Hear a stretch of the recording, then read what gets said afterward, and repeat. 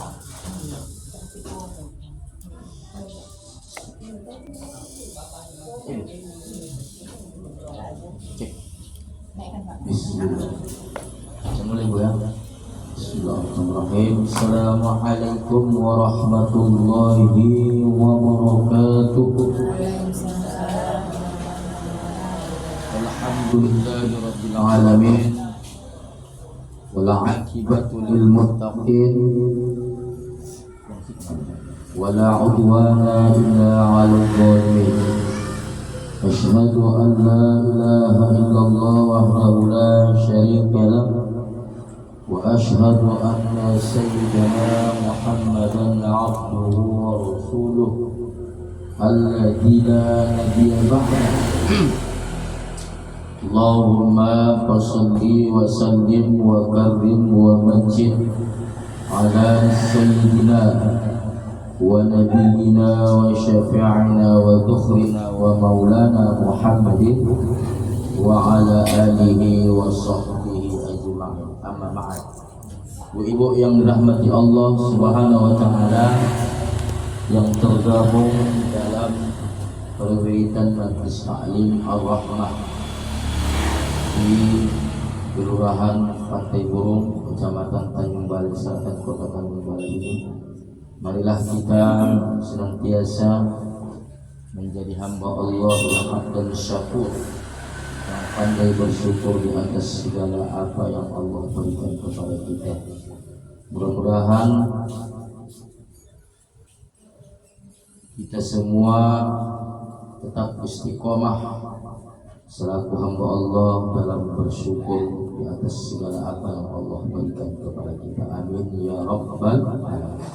Seterusnya, ibu-ibu yang dirahmati Allah, sholawat ma'assalam kita perbanyak kepada ruh junjungan kita Nabi Muhammad Rasulullah sallallahu alaihi wasallam. Mudah-mudahan insyaallah nantinya beliau berkenan memberikan kepada kita syafaatul husna yauma la yanfa' malun wala banun illa man atallaha bil qalbin salim. Amin ya rabbal alamin. Ibu-ibu yang dirahmati Allah Subhanahu wa taala, adapun kajian kita pada sore hari ini saya kutip dalam kitab Nasihul Ibad, nasihat-nasihat hamba, nasihat-nasihat ahlul ibadah. Ada makalah yang ke-26. Di situ ada hadis Rasulullah sallallahu alaihi wasallam. Adapun kitab ini dikarang oleh Al-Imam Asy-Syaikh An-Nawawi Al-Bantani. Cocok untuk kita. Memang kitab ini ditujukan untuk persiapan kita selaku hamba Allah dalam menghadapi hari kiamat. Bukan hanya saja menghadapi hari kiamat, juga menghadapi hidup di atas dunia ini, juga ketika kita berada di alam kubur. Qala Rasulullah sallallahu alaihi wasallam, telah bersabda Rasulullah sallallahu alaihi wasallam. Ini saya ringkaskan dalam catatan. Innallaha ta'ala yahtazzullahu yaumal qiyamah bi arba'ati anfusin ala arba'ati ajnasin minan nas. Telah bersabda Rasulullah sallallahu alaihi wasallam, sesungguhnya nanti Allah pada hari kiamat berdalih, berargumen, mendebat atas 4 golongan dengan membandingkan kepada 4 jiwa. Di dalam kitab ini adapun 4 jiwa tersebut adalah Nabi dan Rasul-Rasul Allah Subhanahu wa ta'ala. Apa pahamnya? Nanti di hari kiamat jarak matahari yang sejengkal dari kepala ubun-ubun kita tenggelam dalam keringat kita, juga miliaran manusia menunggu pengadilan Allah. Bahkan kita nanti berimpit-impit dengan manusia-manusia yang lain. Maka ada 4 golongan nanti di hari kiamat yang Allah panggil, kemudian Allah jumpakan, Allah ketemukan, lalu Allah bandingkan dengan 4 jiwa, yaitu Nabi dan Rasul Allah. 4 golongan yang Allah panggil nanti di hari kiamat, yang Allah hujah nanti di hari kiamat, yang Allah berdalih atas 4 golongan ini. Kita ketahui bersama, golongan ini, 4 golongan ini adalah dari golongan manusia.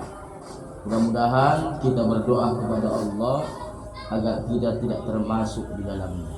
Amin ya rabbal alamin. Kenapa? Karena yang didalihkan Allah, karena yang diargumenkan Allah bukan yang baik, melainkan disebabkan mereka ketika di atas dunia mereka tidak mau beribadah kepada Allah Subhanahu wa taala.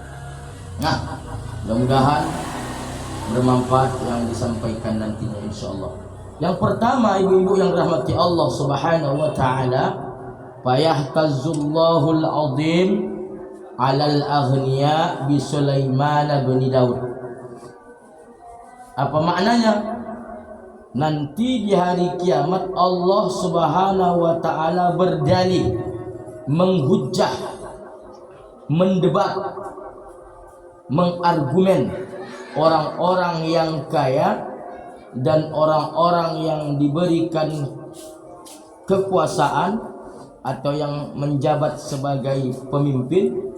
Lalu Allah jumpakan dengan Nabi Sulaiman bin Daud alaihi wassalatu wassalam. Apa maknanya? Nanti orang-orang kaya yang hari ini mempunyai kelebihan harta, kemudian pemimpin-pemimpin, penguasa-penguasa yang dengan harta yang ia miliki, dengan jabatan kekuasaan ia peroleh, ya, bukan untuk sebagai wasilah untuk dekat kepada Allah, melainkan sebaliknya dia semakin jauh dari Allah. Maka Allah bertanya, wahai aghnia, wahai orang yang pernah berkuasa, ya, kenapa kau dulu ketika di dunia kau tidak mau taat kepada aku, kata Allah dalam kitab Nasul itu. Kenapa kau tidak mau taat kepada aku, kata Allah. Apa jawab orang kaya ibu?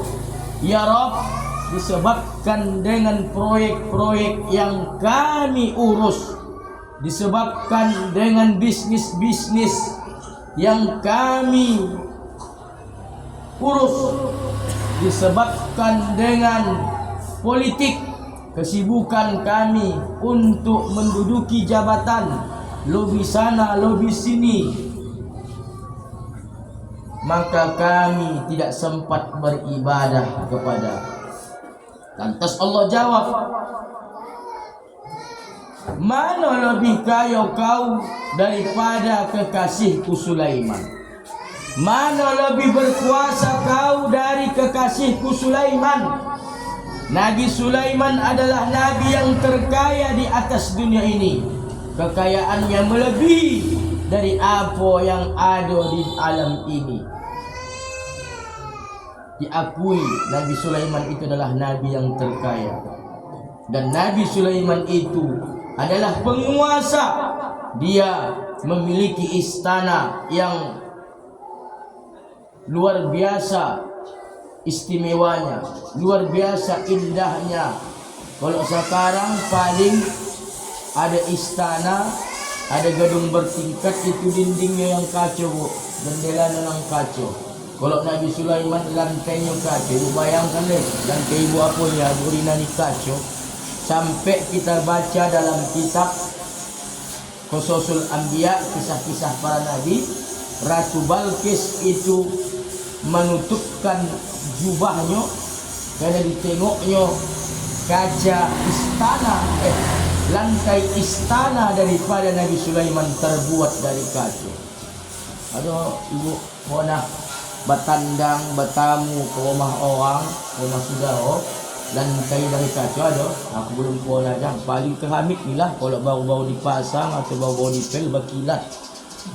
Tapi kalau dari kaca belum ada. Bayangkan berabad-abad yang lalu istana Nabi Sulaiman, jangankan jendelanya, jangankan dindingnya, lantainya sudah terbuat dari kaca. Bahkan di dalam bawah kaca itu ada kolam ikan. Ni mak dia. Paling kita berapa lah palah. Saya pernah tengok filem barat. Tapi berapa lah palah. Ya. Kalau ini asli. Nah, ibu-ibu yang dirahmati Allah Subhanahu wa taala, apa yang anda disampaikan pada penyampaian kali ini, maka kita selaku hamba Allah Subhanahu wa taala, macam manapun kekayaan kita, macam manapun kekuasaan yang kita miliki, jadikanlah kekuasaan itu untuk dekat sama Allah. Karena mengapa kita anggap diri kita kaya kah? Ya, kita anggap diri kita paling kaya di kampung ni, belum tentu paling kaya di kota ni. Kita anggap diri kita paling kaya di kota ni, belum tentu kita paling kaya di provinsi ni. Kita anggap diri kita paling kaya di Indonesia ni, tapi di dunia belum tentu. Tapi Nabi Sulaiman, Nabi yang sangat kaya, dia taat kepada Allah, dia masih mau ibadah kepada Allah. Nabi Sulaiman memiliki kekuasaan yang luar biasa. Bukan hanya dia bisa memerintahkan orang-orang atau makhluk yang nampak, yang zahir, tetapi Nabi Sulaiman bisa berkuasa atas makhluk-makhluk yang tidak nampak atau makhluk gaib pada saat itu. Di mana ada sebuah kerajaan, di mana sebuah istana yang dipimpin oleh raja, itu rakyatnya, itu pengikutnya adalah berdiri atau berasal dari makhluk jin yang tidak nampak. Nah, ibu-ibu yang dirahmati Allah Subhanahu wa taala, malah sebaliknya, jadikanlah harta yang kita miliki, jadikanlah jabatan yang kita miliki untuk dekat kepada Allah, untuk taat kepada Allah. Maka di dalam kitab saya baca, ada 4 cara Allah merayu hambanya agar dekat dengannya. Sebenarnya kita yang merayu Allah agar dekat dengan Allah. Tapi ada kalanya Allah merayu kita. Kenapa? Kalau tak kurayu kau Taufik, kau jauh dariku, kata Allah. Kalau tak kurayu kau Hajjah Piantimala, kau makin jauh dariku, bukan makin dekat. Salah satunya apa? Pernah saya sampaikan kan? Berkurangnya harta. Kalau dulu ketika kita kaya, ketika kita mewah, ya, bukannya kita dekat dengan Allah, lupa kita, disebabkan kita punya fasilitas jauh, kita berjalan. Masjid Allah pun kita lewati, sudah datang tanda untuk memanggil solat, nantilah, besoklah, nantilah, besoklah. Maka Allah cabut harta itu, Allah tarik kembali harta itu, agar kita selaku hamba sadar diri bahwasanya disebabkan harta itu kita semakin jauh. Makanya ada orang yang minta kaya, Allah tahu kalau aku kasih kau kaya, kau bukan makin dekat sama aku. Dengan begini-gini saja laki Allah. Iya, karena kata Allah, kalau kau begini saja kau, baru lagi kau diangkat menjadi pegawai golongan dua, lantam kau, apa lagi besok diangkat kau jadi eselon. Baru lagi kau menjadi apit lempang, sudah lantam, tak ingat kau sama aku, kata Allah, apa lagi kau besok jadi tepong. Baru lagi kau jadi catering, sudah tak ondak kau datang ke rumahku, kata Allah, apa lagi kau nanti diangkat jadi kepala desa, jadi lurah, jadi wali kota, jadi camat. Maka Allah tarik nikmat-nikmat Allah tersebut berupa kekayaan dan kekuasaan. Kenapa? Disitulah manusia hamba Allah ingat kepada Allah. Mungkin dengan hikmah tersebut kita dekat dengan Allah Subhanahu wa taala. Maka ibu-ibu yang dirahmati Allah Subhanahu wa taala, Allah panggil nanti, Allah hujah nanti orang-orang kaya, orang-orang yang diberikan kekuasaan hari ini. tetapi disebabkan dengan kekayaan, kekuasaan yang ia miliki, bukannya ia taat kepada Allah. Semakin dekat dengan Allah malah semakin jauh. Lantas Allah panggil, mana lebih kaya kau dari hambaku Sulaiman? Tentu lebih kaya hambaku Sulaiman. Tengok Sulaiman, dia kaya, dia berkuasa, tapi dia dekat denganku, dia taat kepadaku, dia masih mau ibadah kepadaku, dia masih mau tunduk kepadaku. Maka ini cemeti bagi orang-orang kaya, bagi orang-orang yang berkuasa. Jadikanlah kekayaan, harta, jabatan, pangkat, kekuasaan yang kita miliki untuk wasilah jalan thariqah, jalan taat kepada Allah Subhanahu wa taala. Banyak contoh di atas dunia ini, tak nampak pala kekayaan. Kaya dia kan ada di Medan, Bu, tak nampak ada orang kaya. Solat rajin, bersedekah rajin, pakaiannya biasa-biasa saja. Pada sampaikan kan, orang yang bau-bau kaya, stylenya, gayanya luar biasa. Sementara yang sudah lama kaya, penampilannya biasa-biasa saja. Tak tahu wak tunang kaya. Bagi itu wirid Yasin ke rumah, mak, mana tahu rupanya hajah ni. Iya kan, biasa-biasa saja. Masih ondak dia memakai jilbab 35,000. Ada nang kaya baru ni, oh mak ayah, tagalonya dibohong. Asalkan musim Sopi 12-12, mendatanglah paket rumahnya, paket. Ya, orang kaya baru. Sementara orang yang sudah lama kaya, biasa-biasa saja penampilan. Ini tidak. Nang puak-puak gaya. Ada masih mending itu, buat kaya baru. Ini ada puak-puak kaya. Puak-puak kaya. Tak tahu lawak dia memang yang ke. Begitu ditariknya wirid, mana gila ke depan pagi selama ini nan banyak nak gaya kawan dia kan. Kan? Pasti yang selama ini memang lipstick saja itu kan, polesan. Stil-stilnya lah, pakaiannya. Rupanya kalau didongakkan dari mulai rambut sampai kaki, dit semua keren. Nah, ibu-ibu yang mata Allah Subhanahu wa taala, itu yang pertama. Nanti di hari kiamat Allah panggil orang-orang yang kaya, orang-orang yang hari ini diberikan Allah jabatan kekuasaan. Lalu Allah bandingkan dengan Nabi Sulaiman. Allah hujjah mereka, maka mereka pun tertunduk malu. Maka apa esensinya? Pada hakikatnya, pada dasarnya kita ini hamba Allah. Inna dina indallah atqakum. Sesungguhnya ya, orang yang dekat dengan Allah adalah orang-orang yang bertakwa. Ya, wa ma khalaqtul jin wal ins illa liya'budun. Dan tidaklah kuciptakan jin dan manusia kita inilah kecuali disebabkan penciptaan kita beribadah kepada Allah Subhanahu wa taala. Nah, itu yang pertama. Yang kedua, apa lagi? Di dalam kitab Nasuhil Ibad, wa yahtazullahu ta'ala 'alal 'abdi bi Yusuf. Nanti di hari kiamat Allah Subhanahu wa taala menghujjah, mendebat, ya, membandingkan orang-orang yang hari ini dia bekerja sebagai buruh, sebagai karyawan, artinya dia berada di bawah kekuasaan bos-bosnya, berada di bawah kekuasaan tuan-tuannya, majikan-majikannya, alias kalau kita sekarang dia bekerja makan gaji silang. Lantas disebabkan kesibukan pekerjaannya, so Allah tanya, wahai hambaku, ya Rabb, kenapa kau tidak mau ibadah kepadaku? Kenapa kau tidak mau taat kepadaku? Tak solat, tak puasa di bulan Ramadan. Apa jawab hamba tadi? Ya Rabb, disebabkan dengan sibuknya kami melayani tuan-tuan kami, melayani bos-bos kami, melayani majikan-majikan kami, maka kami tidak sempat beribadah. Lantas Allah panggil hambanya, kekasihnya Yusuf alaihi salatu wassalam. Nah, ini kekasihku Yusuf, ini hambaku Yusuf.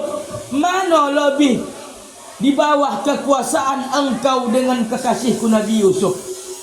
tentu lebih di bawah kekuasaan Nabi Yusuf. Nabi Yusuf di bawah kekuasaan, di bawah penguasaan bangsawan Mesir dan istrinya yang bernama Siti Julaiha. Bahkan Nabi Yusuf itu statusnya adalah sebagai budak yang dipungut oleh suami Julaiha, bendahara Mesir, kerajaan Mesir, melalui seorang saudagar. Lantas Nabi Yusuf dijadikan anak, tetapi sekaligus dijadikan hamba sahaya atau budak mereka. Kalau awak kan nambah kehojo ni, kalau tak cocok bisa berhenti, tak ada ancaman, tak dipenjarakan. Artinya apa? Inilah yang menjadi fenomena kita hari ini. Inilah yang menjadi permasalahan kita hari ini. Kita kata bersama beberapa bulan yang lalu, kami Perhimpunan Umat Beragama itu menyampaikan kepada pemuka agama, ya, bahwasanya ada anak-anak putra putri kami yang bekerja di toko-toko, mereka tidak diberikan kesempatan untuk ibadah, untuk sholat. Kalau sholat diberhentikan, sementara susah mencari pekerjaan saat sekarang. Udahnya berarti korbankanlah akhirat untuk dunia, padahal tak balik, korbankan dunia untuk akhirat. Tadi karena tak lagi nak dicari, tak berkerja, tak makan. Ayahnya dah meninggal, omaknya buruh cuci, tak paksalah menolong, mencari kehidupan keluarga. Apa boleh buat? Maka ini PR kita, jangan sampai kita mengkorbankan akhirat untuk kepentingan dunia, tapi korbankanlah dunia untuk kepentingan akhirat. Tak ada cerita Ustaz, zaman sekarang ni payah Ustaz, jangankan yang halal, yang haram pun payah, bohong itu. Ya, sekarang ni banyak cara berjualan lawak, walaupun tak ada pembeli, baju dalam saja, tentu ada pembeli. Nah, ibu-ibu yang dirahmati Allah, maka tertunduk malulah. Mana lebih tertekan engkau dengan kekasihku Nabi Yusuf? Nabi Yusuf, kau tengok, dia di bawah penguasaan bangsawan Mesir dengan istrinya Siti Julaiha. Bahkan dalam riwayat sejarah kita baca, Nabi Yusuf dipitnah oleh Julaiha. Dipitnah dengan cara apa? Ya, kita tahu kalau Nabi Yusuf yang berbuat senonoh atau ingin berbuat jahat kepada dirinya, tapi ada ada seorang anak bayi, atau dalam hal ini balita, bayi umur 5 tahun. Ya, termasuklah dalam kitab saya baca, bayi-bayi yang bisa ngomong di dalam buayan. Dia tak bisa menyebutkan ummi, abi, ayah, omak, tak bisa meminta susu. Tetapi ketika Allah mentakdirkan dia ngomong, bicara, dia bisa bicara. Tetapi dibutuhkan ketika dia mensaksikan seorang nabi, seorang hamba Allah, menyaksikan bahwasanya dia tidak bersalah. Termasuklah balita, seorang balita termasuk dari kerajaan Mesir, ya, bendahara Mesir. Itu ada ketika Sulaiha memfitnah, mengkabarkan Yusuf ingin berbuat jahat kepada dirinya, maka Nabi Yusuf tidak punya pilihan. Biiznillah, atas perintah Allah, Yusuf jadikan anak bayi itu sebagai saksi. Orang pun ya menpesong Yusuf juga. Tapi apa yang terjadi? Nah, anak tadi yang tidak bisa menyebutkan ayah, omak, susu, ondak, buang air kecil, BAB dan sebagainya, tapi bisa bicara dengan pasir. Apa katanya? Andai koyak Nabi, koyak baju Nabi Yusuf berada di depan, maka Yusuflah yang salah, Julaiha lah yang benar. Tetapi kalau baju Yusuf yang koyak di belakang, Yusuflah yang benar, Julaiha lah yang salah. Apa yang terjadi? Bahwasanya Nabi Yusuf bajunya koyak di belakang, ibu sendirilah mentafsir. Maka ibu-ibu yang dirahmati Allah, ini PR kita hari ini.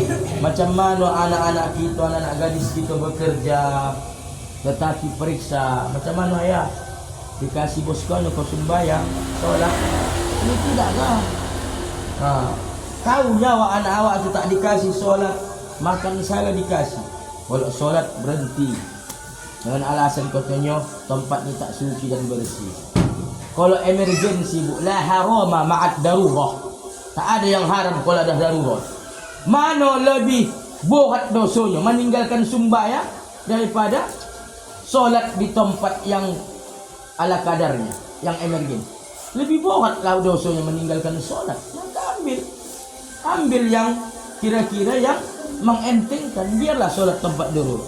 Mak cakapnya dalam fikih, mak cakapnya bu, solat tanpa sehelai benang pun bisa gitu. Dilumuri rumput, tapi dengan catatan jangan berjamaah. Solat sendiri, tersesat kita di hutan. Lumuri lumpur tu, lumpur solat sendiri. Awak sama Allah. Nah, tapi syaratnya jangan berjamaah sendiri dah pula. Masing-masing bahasa hak kita ya. Pakaian yang tidak dipakai udah kotor, najis, berhari-hari. Lupa pakaian yang lain kenapa? Atau jatuh dan sebagainya. Emergensi lah pokoknya. Maka boleh sah dalam fikih. Ya. Apalagi begini di emergensi. Kalau awak kang hendak ke masjid makin parah, hendak ke mushola makin parah, hendak mencari tempat yang cocok tak jumpa. Namanya kita bekerja. Mana ada pula suci, tapi kitalah pandai-pandai kitalah dah kita sapukan sebentar, menghilangkan keraguan dalam hati bahawa tidak ada lain najis sebangsa najis yang ada di lantai itu. Silakanlah solat ala kadar, solatlah silakan ya, sesuai dengan kondisi, insyaallah. Daripada awak tonang saja sekali dua kali, sebulan dua bulan, lama-lama sodap kita yang meninggalkan solat, sodap ya. Maka ini PR kita bu, jangan kita lebih mengorbankan akhirat daripada memilih dunia. Ini dia ditanya macam mana ya kaya kerja tu bagus mak, solat nak kamu. Koi semalam mak mana bisa, udahlah pepatahkan saya situ. Kerja payah sekarang ni. Solat kapan-kapan saja bisa. Ya Allah, kapan-kapan saja bisa. Ini salah ini. Nah, ibu-ibu yang dimati Allah, ini PR kita. Jangan sampai kita mengorbankan akhirat anak kita, bahkan kita cenderung menjadi orang tua yang dayus, yang tidak risih ketika anak kita meninggalkan solat dengan sengaja. Apalagi berkaitan dengan pekerjaan. Maka golongan orang yang tadi Allah panggil di hari kiamat, lalu Allah hujah dengan Nabi Yusuf. Mana lebih diperbudak kau dari Nabi Yusuf pun kalau menolak bunuh. Bahkan tengok bolehnya dia disaksikan anak kecil tadi, tapi karena dia adalah istri bangsawan, egois, apa namanya ini kita nih, diktator, maka Nabi Yusuf dimasukkan ke dalam penjara. Kita tak pala dah bu, gagal solat paling dibontikan, tak pala diancam dibunuh. Kalau solat sama, kalau ada pula berurusan dengan polisi, tak pala dimasukkan ke penjara. Paling pekerjaan cari pekerjaan lain yang halal. Bu, tak bisa banyak sikit, alhamdulillah. Yang penting tetap kita istiqomah jaga akidahnya. Ya, jangan sampai mereka mengorbankan akidah mereka, akhirat mereka demi dunia. Itu yang kedua. Ibu yang dirahmati Allah Subhanahu wa taala. Adapun yang ketiga, wa yahtajullahu taala 'alal maradhi bi Ayyub alaihi salam. Dan nanti di hari kiamat Allah panggil pula orang yang sakit dengan alasan sakit bu, dia tak nak ibadah. Lalu Allah bandingkan dengan Nabi Ayub alaihi salatu wassalam. Ditanya Allah, kau kenapa tak nak solat? Kenapa kau tak nak ibadah dulu? Tak nak taat kepadaku ya Rabb? Kata orang sakit tadi, disebabkan dengan sakit yang kuderita, disebabkan dengan sakit yang kualami, aku tidak bisa beribadah kepadamu. Lantas Allah panggil Nabi Ayub, mana lebih sakit kau dengan kekasihku Ayub? Dalam kitab Qususul Anbiya, 18 tahun Nabi Ayub sakit, seluruh tubuhnya tak berfungsi, cuma dua yang berfungsi, yaitu lisan dan hatinya. Lisan tetap berzikir, bertasbih, tetap berzikir kepada Allah, mengingat Allah. Kemudian hatinya adalah membenarkan bahwasanya yang ia derita itu adalah merupakan ujian dan cobaan dari Allah Subhanahu wa taala. Kita kahang baru sakit rheumatik, udah tak tolak ibadah. Ayolah kakak, wirid Yasin kita ini tak tolak ku adik umat rheumatik. Ayolah cik, malam ni ada ni acara tablik akbar, tak tolak ku kalau di luar. Baru kahang rheumatik, sudah banyak alasan kita. Baru lagi punya domam-domam sikit, jadi tameng kita, jadi alasan kita untuk tidak ibadah kepada Allah Subhanahu wa taala. Padahal yang lain masih berfungsi. Bahkan mohon maaf masih bisa dibawa-bawakan, tak apalah fatal. Ya kan?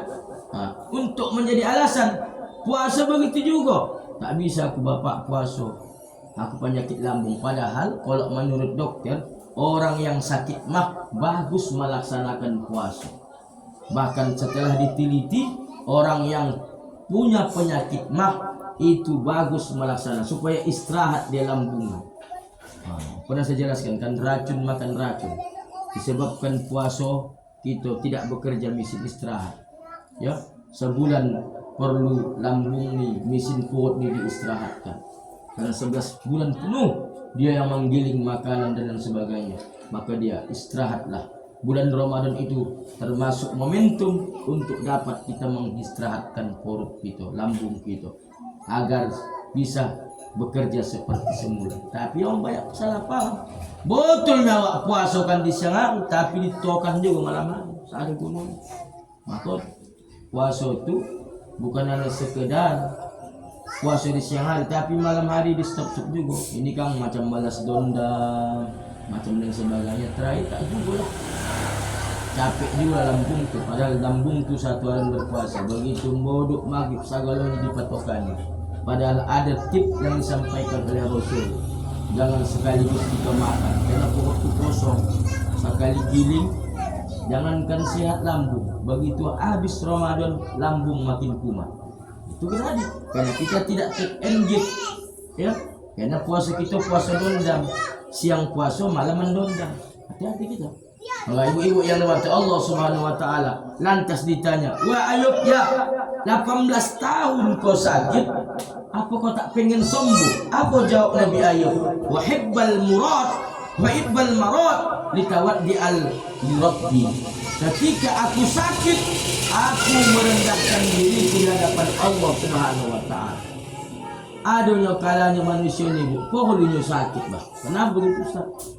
Kalau awak tak sakit sehat, tak tahu kita mana masjid, tak tahu kita waktu yang keluar dari lisan kita, mulut kita, cacian, makian, hinaan, dor yang kita sampaikan, cakap-cakap kasar, bega, murah marah, murah tersinggung, egois, arogan, sombong, layas menganggap orang. Tapi ketika sakit, bisa saja kita rajin, bahkan lisan kita ini kita basahi dengan menyebut Allah.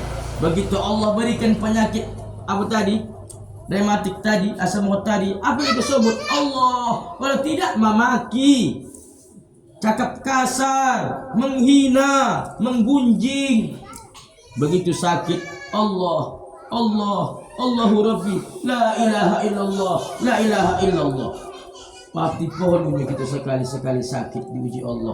Kenapa? Ketika sakit kita ingat Allah. Tapi ketika sehat, termasuklah salah satu bagaimana cara Allah merayu hambanya, dengan Allah datangkan sakit. Kalau kau dulu sehat, tak ingat kau sama aku, tak ondak kau dekat sama aku. Begitu kau sakit, ketika kau ingin sholat ke Jumat, kau suruh aku boncengkan ayah nak, boncengkan anak wirid Yasin, tak tolak anak berjalan, barulah ingat sama Allah. Tapi begitu sehat dulu, kaki ini kita langkahkan bukan ke jalan Allah, melainkan ke tempat-tempat yang tidak diridhoi Allah Subhanahu wa taala. Maka ibu-ibu yang dirahmati Allah, orang-orang yang hari ini, golongan manusia yang hari ini disebabkan mereka memiliki penyakit, sakit, yang sakitnya itu masih bisa untuk ibadah, tapi dengan alasan tersebut tak onda ibadah, Allah panggil, Allah bandingkan dengan Nabi Ayub alaihissalam. Mana lebih sakit kau? 18 tahun. Awak kang baru seminggu sakit, baru sebulan sakit, udah mengulu, sudah membilang, ya Allah, tegalah kau ya Allah. Udahlah aku begini, kau datangkan sakit, macam mana aku nak kau je. Tak ridho kita dengan apa yang Allah berikan kepada kita. Padahal kita bersama, sakit yang kita miliki itu bisa mengampunkan dosa kalau kita ikhlas. Maka ibu-ibu yang dimati Allah Subhanahu wa taala, orang yang hari ini manusia dan golongan yang hari ini ketika dia sakit menjadi sebab alasan dia tidak mau ibadah, dia tidak mau sholat, dia tak mau puasa Ramadan, maka nanti Allah hujjah dengan Nabi Ayub. 18 tahun sakit Nabi Ayub, tapi dia tidak minta disembuhkan. Bahkan dia rela tetap dengan penyakitnya. Kenapa? Dengan sakit dia rendah di hadapan Allah, dia hina di hadapan Allah Subhanahu wa taala. Maka orang yang tadi, golongan yang tadi, malulah di hadapan Allah karena mereka melihat Nabi Ayub 18 tahun sakit. Dia tetap ibadah kepada Allah, dia tetap taat kepada Allah Subhanahu wa taala. Nah, ibu-ibu yang dirahmati Allah, adapun yang terakhir, yang keempat dalam kitab Nasahidul Ibad, wa ya'tazullahu ta'ala 'alal fuqara. Nanti dari kiamat Allah Subhanahu wa taala menghujah orang-orang fakir, orang-orang miskin dengan membandingkan, dengan menghadirkan Nabi Isa alaihi salatu wassalam. Kalau Nabi Sulaiman tadi adalah nabi yang paling kaya, kalau Nabi Isa adalah nabi yang paling miskin. Terus Allah panggil, ya fakir, ya miskin, ya Rabb, kenapa kau tak mau ibadah kepadaku? Apa jawab mereka? Karena kami sibuk mencari nafkah ya Rabb, karena kami sibuk dengan kesulitan-kesulitan, karena kami sibuk dengan kefakiran kami, dengan kemiskinan kami bekerja siang dan malam, maka kami tidak sempat ibadah kepadamu. Lantas Allah jumpakan mereka dengan Nabi Isa. Mana lebih miskin kau dengan kekasihku Isa? Isa salingkan miskinnya, dia tak sempat kawin karena tak punya mahar, dia tak punya tempat tinggal, dia tidak punya keluarga, dia punya pakaian cuci kering, makan pun sekarang ditanggung oleh muridnya yang dinamakan apa namanya, Hawariyun, yang 12 orang, yang salah satu berkhianat namanya Yudas Iskariot. Mohon maaf, di samping Allah nanti membandingkan, menghujah orang-orang kaya yang tak mau ibadah, Allah juga panggil orang-orang miskin, orang-orang fakir disebabkan kepakiran mereka. Awak ni apalah, syukur saja aku bisa mencari makan, solat belakangan itu. Ada begitu. Dengan kepakiran mereka, dia bukan makin sadar dirinya, ya, tapi makin jauh dari Allah Subhanahu wa taala. Kalau kita tengok kamu, yang banyak kamu dah hajan yang salah, kamu tahu kan? Tota waktu seka, betul. Padahal tak sadar orang itu. Dengan apa yang Allah berikan kepada mereka, bukan makin taat kepada Allah dengan ujian yang Allah berikan kepada mereka. Maka Allah bandingkanlah nanti orang yang hari ini dia disebabkan kemiskinannya, kefakirannya, ketiadaannya, dia tanda ibadah, dijadikannya tameng. Ya Rabb, aku miskin, tak sempat aku ibadah karena duit yang ku cari kurang, paling pun pas-pasan, dapat 20, habis 20, memikirkan besok lagi, maka tak sempat kami ibadah ya Rabb. Awak sekarang betul miskin, tapi baru lagi miskin, ya. Nabi Isa tengok tak punya keluarga, siapa landak sama Nabi Isa? Tak ada hartanya, tidak ada pekerjaannya, rumah tinggalnya pun, tempat tinggalnya pun tak ada, salingkan miskinnya. Kita sekarang masih ada tempat tinggal walaupun menyewa, masih ada sanak keluarga yang menolong kita, ada anak kita membantu-bantu kita, ya kan? Tapi Nabi Isa lihat, udah itu sekarang enak, segala macam bantuan dapat, PKH, PKN, banyak bantuan. Itu pun tak masuk syukur kita. Iyalah, dia dekat saudaranya Kipling kan. Ada syukurnya kita. Nah, ibu-ibu yang mati Allah, inilah 4 golongan yang Allah hujah nanti dari kiamat, yang Allah debat nanti di hari kiamat, yang Allah berargumentasi kepada 4 golongan tersebut dengan membandingkannya seperti ragu Parel Prayoga. Oh, jadi bandingkan dengan 4 nabi dan rasul Allah.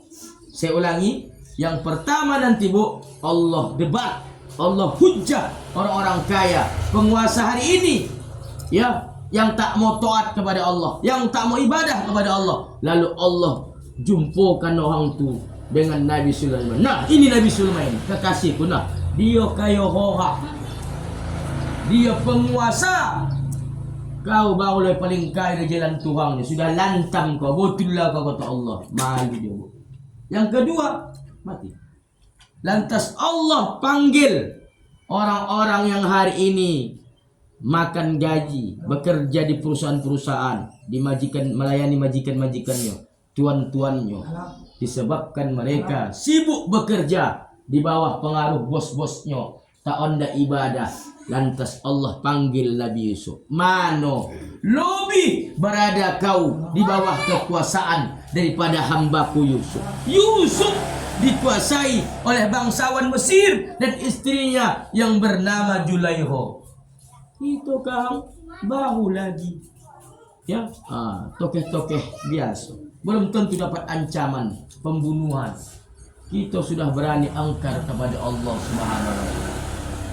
Sampai yang ketiga, Allah panggil orang-orang yang sakit hari ini disebabkan sakit yang mereka derita alami. Mereka tak mau ibadah, tak mau sholat, tak mau puasa bulan Ramadan.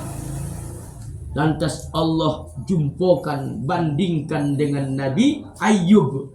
Mana lebih lama kau sakit dengan hambaku, dengan kasihku Ayub. Ayub 18 tahun sakit. Yang berfungsi dari tubuhnya cuma 2, adalah lisan dan hati. Kau baru lagi sakit asmatik, baru lagi kau sakit kepala. Sudah malas kau wirid Yasin, sudah malas kau mendatangi rumahku, kata Allah. Sudah tak mau kau puasa, padahal kata Rasul as-saumu sihah, puasa itu sehat. Tapi dengan alasan kau tak mau ibadah kepada aku. Tengok hambaku Yusuf, tetap taat kepada aku, tetap ibadah kepadaku. Betul aku hamba yang lantam. Baru sakit lagi kau, sakit-sakit asmatik, sakit pening kepala, udah menjadi alasan dan tameng kau untuk tidak ibadah kepadaku. Malu. Yang terakhir, Allah hadirkan orang-orang fakir miskin, orang-orang yang punya ketiadaan hari ini dengan alasan ketiadaan, kemiskinan, kefakiran yang mereka miliki. Itulah menjadi tameng alasan mereka untuk tidak ibadah kepada Allah, untuk tidak sholat kepada Allah Subhanahu wa Ta'ala. Lantas Allah jumpakan dengan Nabi Isa. Mana lebih miskin kau dari hambaku Isa? Isa salingkan miskinnya, dia tak kawin, dia tak nikah, dia tak punya tempat tinggal, bajunya macam Caca Andika, cuci piring. Makannya pun dibantu oleh muridnya yang 12 orang yang namanya Hawariyun, yang salah satunya berkhianat. Kau baru lagi miskin seminggu, baru lagi kau tak berniaga, baru lagi koncang angin, baru lagi tak, udah kau tak ada ibadah kepada aku. Kau bilanglah disebabkan ketiadaan kamu ni adalah ini karena Allah tak sayang sama kau, benci sama kau. Maka tertunduklah malu golongan-golongan tadi yang beralasan kepada Allah disebabkan keberadaan mereka. Nah, ibu yang Allah, inilah kajian kita pada hari ini. Lurus-lurus saya tak apalah pakai humor guyonan. Mudah-mudahan apa yang Al-Fakir sampaikan bermanfaat, menjadi ilmu kita, tentunya dapat kita amalkan sehari-hari, ya. Maksudnya amalkannya menjadi antisipasi. Jangan sampai kita salah satu daripada 4 golongan yang Allah panggil. Dipanggil karena kita kaya, berkuasa, menjabat, apalagi 2024 nanti. Tengoklah, jangan Bu. Ya. Sebelum dipilih, Assalamualaikum kakak, Assalamualaikum Mbak Anja, ini nomor HP ku. Begitu tak pilih, nomor HP pun diganti. Ya. Yang kedua, lalu Allah panggil Nabi Sulaiman. Kemudian yang kedua, jangan kita sampai menjadi golongan yang hari ini, ya, bekerja, putra-putri kita bekerja di bawah naungan-naungan tuan-tuannya, bos-bosnya, tokeh-tokehnya, majikan-majikannya. Mereka tak disebut tempat ibadah, tapi kita langgengkan, kita tonangkan, kita ayamkan, kita tak risih, dayus kita maka hati-hati golongan orang-orang tersebut. Bahkan kita bisa terpanggil. Kenapa tak kolahang anak aku dulu? Tahunya kau disampaikan Ustaz Topik, tapi tak kolahang juga anak kau kohojo di tempat merah. Tahunya kau orang tu kohojo di situ tak dikasih sholat, tapi tetap kau langgengkan. Kenapa? Dengan alasan jangankan yang halal Ustaz, jangankan. Yang ketiga, Allah bandingkan nanti orang-orang yang hari ini dengan sebab sakit, dengan alasan sakit, padahal sakitnya bisa bawa akan beribadah, tapi itulah menjadi tameng alasan mereka. Lalu Allah jumpokan, bandingkan dengan Nabi Ayub, malu hang. Artinya apa? Ibadah ni, solat tak ada tolak ansur. Saya sampaikan kan Bu, berdiri, duduk, berbaring, isyarat, udahlah. Kalau sudah diumumkan di masjid musola, disolat, aman. Yang terakhir, Nabi Isa, Allah bandingkan nanti dengan orang-orang fasik yang hari ini tidak sholat, tidak ibadah kepada Allah, tidak puasa, disebabkan dengan kemiskinan mereka. Mudah-mudahan ada manfaatnya bagi kita semua, khususnya kepada Al-Fakir pribadi. Mohon maaf atas segala keluhan, terima kasih atas segala perhatian. Kita akhiri dengan wabillahi taufiq wal hidayah waridho wal inayah. Wassalamualaikum warahmatullahi wabarakatuh. Pas 45 menit.